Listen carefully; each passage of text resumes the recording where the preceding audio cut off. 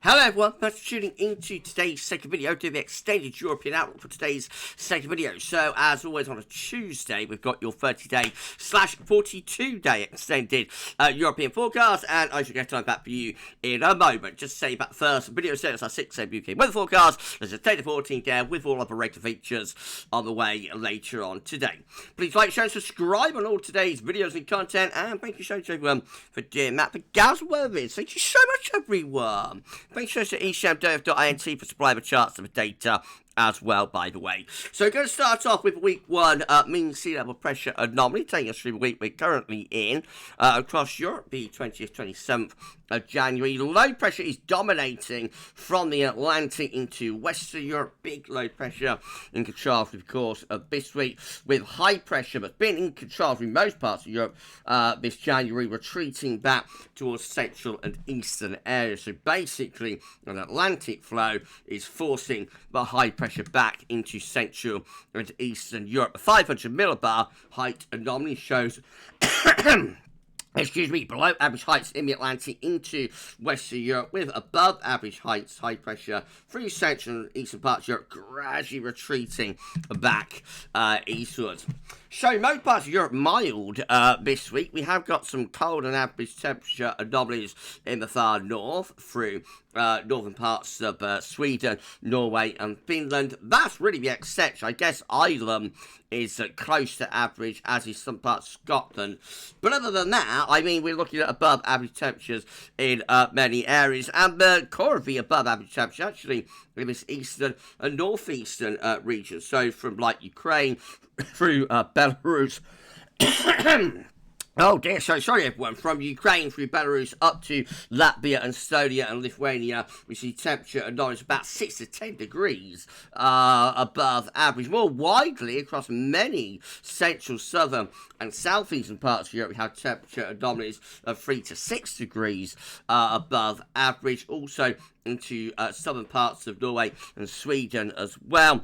Northern France and into the UK, I guess the Low Countries as well. There, the temperature is perhaps 1 to 3 degrees above north. So it's actually coolest in the far west and northwest, but even there, generally, it's still on the relatively mild side. And we also see an east-west split for precipitation. So many western parts of Europe looking wetter than average this week. Really wet down towards Spain, Portugal. Some very useful rains, but as long as it doesn't produce flooding, of course. We've got wet average conditions through Ireland, the UK, much of France, into the Low Countries, northern and western Germany, and going northwards into Denmark and much of Sweden as well. Norway, the far north of Norway anyway, looking a bit drier than average. Finland looks wetter than normal. The Baltic Sea states and down into eastern parts of Europe, there it's drier. And in fact, many parts of Eastern Europe looking pretty dry through the course of this week.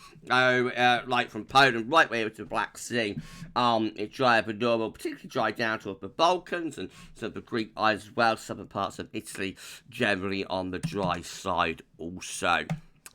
Right, okay, so week 2 will be the 27th of January to the 3rd of February. So next week still looks unsettled. Lots of low pressure in the Atlantic into Western Europe, along with an Atlantic-driven flow. High pressure from the Azores going into Spain and Portugal, and there's high pressure over on the eastern side of Europe as well. 500 millibar height showing up very nicely. So we've got again low pressure below average heights in the North Atlantic coming into the west of Europe, but again many parts of Europe actually dominated by high pressure, especially these more southern and eastern areas. Temperatures are still looking really mild into next week. And again, the mildest temperatures to average, anyway, is in those northern and eastern areas. So like western, northwestern Russia, in towards Finland, particularly northern parts of Finland, northern parts, Sweden as well. The Baltic Sea states of Latvia, Estonia, Lithuania, down to Belarus, just into Ukraine as well. 6 to 10 degrees above average of temperature anomaly free there. Really, really mild, you know, for the time of the year. And widely anywhere from like eastern France, Low Countries, Belgium, Holland and the Netherlands, and Germany, all the way over to the Black Sea, we see a temperature only about 3 to 6 degrees above average, so a very mild week to come next week.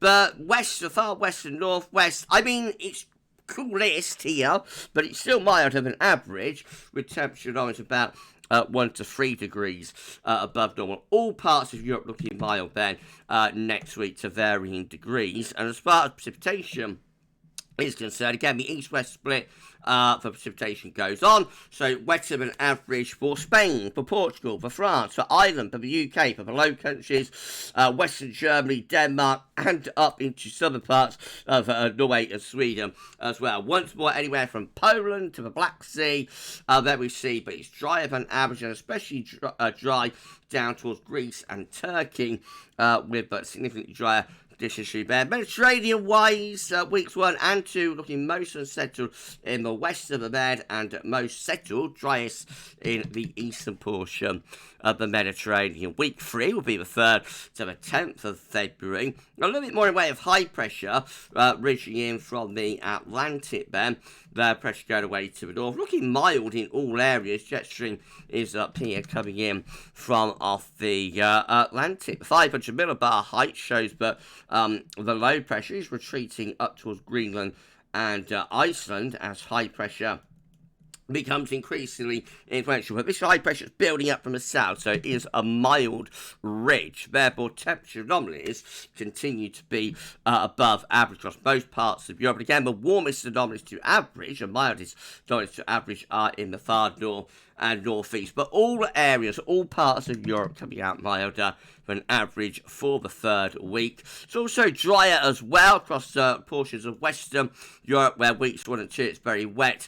So we've got France, I should say, the Low Countries, particularly Spain and Portugal, where it has been very wet for weeks 1 and 2, turning drier. Also starting to dry out a little bit down towards up towards Ireland and some parts of England, but still wet for parts of Scotland there. Still wet in towards Norway as well. Most parts of Europe are looking relatively dry as we go through into week 3. Week 4 will be the 10th to the 17th of February. High pressure increasingly starting to dominate across many parts of Europe. That might start to allow inversion conditions to take place. As we move towards the middle of February, possibly things begin to become colder with frost and fog with that area of high pressure across central, northern and western Europe in particular.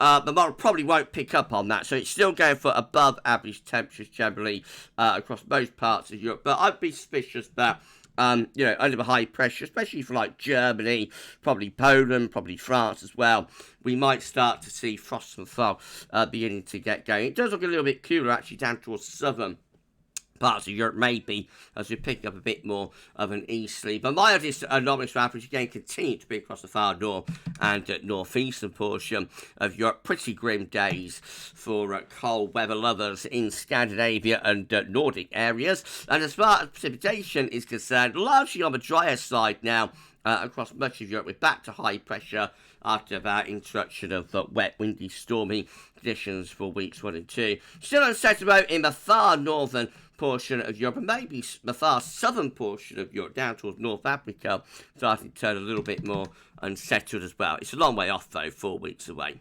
Right, well, that's your 30-day look ahead done, but let's go for weeks 5 and 6 data before we go, because why not? So, week 5 will be the 17th to the 24th of February, so we've got a strong anti-cyclone. It's still more centred towards the western portion of Europe. Perhaps 500 millibar heights continuing to show that. Temperature anomalies continuing to be milder than normal, and precipitation anomalies largely on the dry side in many areas. And then lastly, week 6 will be the 24th of February to the 3rd of March. No changes, really. Weather probably stuck in a rut with high pressure from the Atlantic into western parts of Europe there. 500 millibar heights continue to look identical previous week, still with above average temperatures, and as far as rainfall is concerned, still unsettling the far northern portion of Europe and out into the Atlantic. Otherwise, signal is towards drier weather, but perhaps a bit wetter down across the Med. Okay, well, that's your extended European outlook for this week. If you enjoy the forecast, please like, share, and subscribe, and we'll do it all over again. Next week, actually, we'll be looking at this model on Friday evening, probably about 7 p.m, with a UK and Ireland focus video. So make sure you check that one out. And of course, extended European outlook next Tuesday. Right, okay, so that is your extended European outlook for this week. Going to be back later on. We attend a 14-day. Come back for that later. For the extended 30-day European outlook for this week. That's all for now, and thanks so much.